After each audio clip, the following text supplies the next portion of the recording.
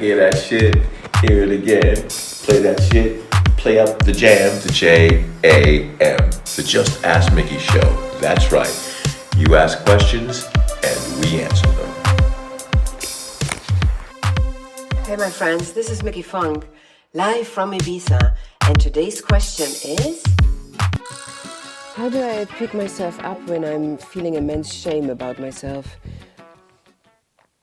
So, what I like to do in this kind of moments where you feel shame, which is like a vibration that is a very low vibration, you have not much energy to do many things, you don't have ganas to do anything, you know, like you can do a card reading. That's what I like to do.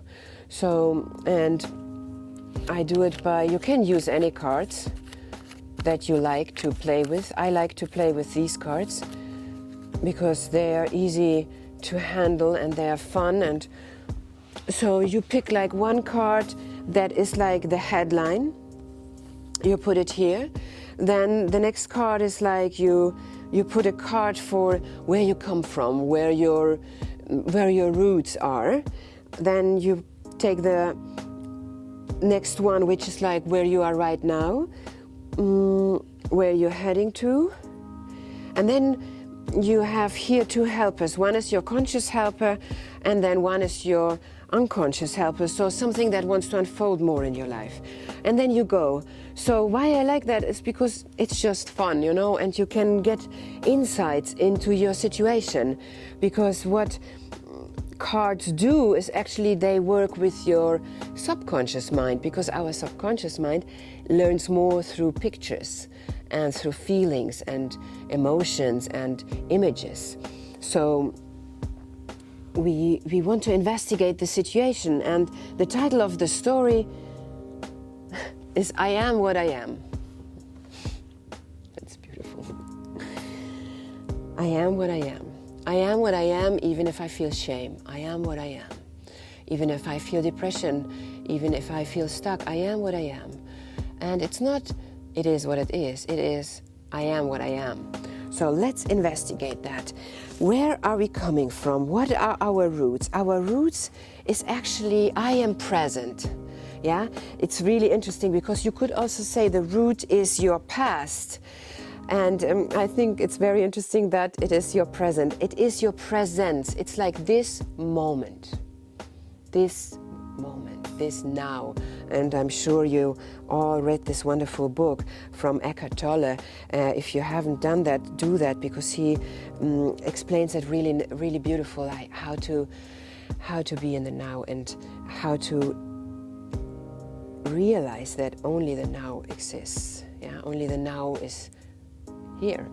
All the other things is in our imagination, in our wishful thinking, you know. So you might feel like shame about yourself, but if you come into the present moment and you don't feel ashamed about something that you did in the past or you didn't, that is already one little baby step to softening this feeling of shame. You know, you say like, all right, that was the past. Doesn't mean that it has to be in the future like that. If I keep going on now with really being present and alive and realizing what am I actually doing, let's see what the now says. In the here and now. So the here and now says the number 9. And the number 9 is the number of completion. I like this idea that sometimes completion takes time, you know, so you walk almost like a little snail. You need patience for this path of unraveling your inner artist, your true nature, your creativity that wants to flow through you, your spirit, you know, that is hidden under all that stuff that you put on top of it because you thought it's not enough. So it's a long path, and I put here. So I thought like, okay, her house is at least in the clouds. So you have the dream, and then you have to be in the dirt. You have to walk, you know. And up there in the clouds, there is like, I put a vinyl because I thought like, at least I want to have some music, you know. So yeah, listen to the music you like. I am what I am. Drum your own beat. Yeah, it's maybe not like for everybody nice, but stop pleasing everybody. You can't do that. It won't work. You can't please everybody, because then you are not you. Because not everybody loves you. For some people you're weird, and just let them be. But there are a lot of people, they think your weirdness is wonderful and they can't get enough of it. So give it to them. Let's see, where do we go to?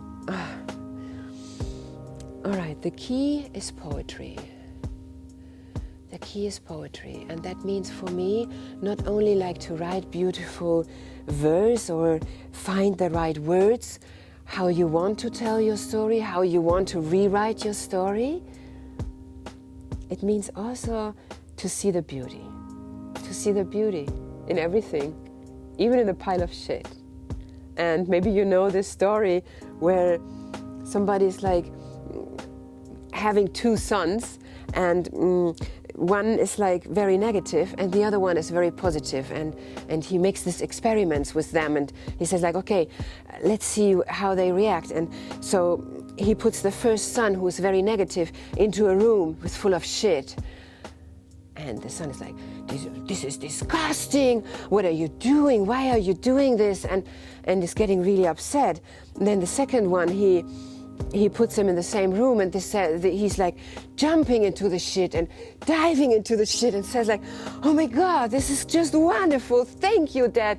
Thank you so much. And the dad says like, but why do you thank me? I put you in a room full of shit. And then the son says like, but I mean, if there's so much shit, there must be a pony somewhere. I'm looking for that, you know? So that's what I want you to inspire to do. When you feel you are like totally lost in your shit, you know, there is a pony somewhere. And you create the pony by seeing the beauty in it, by changing the narrative that you're telling yourself. And you have a conscious helper to do that. And the conscious helper is the fact that you are perfect right now. Right here, with everything, with your body as he is right now. Yeah, I think that's something to soak in and to let dive into ourselves, into our cellular consciousness. We are perfect right now, and we have to repeat this to ourselves more and more. And then we have like another one, the unconscious, something that wants to unfold more in your life.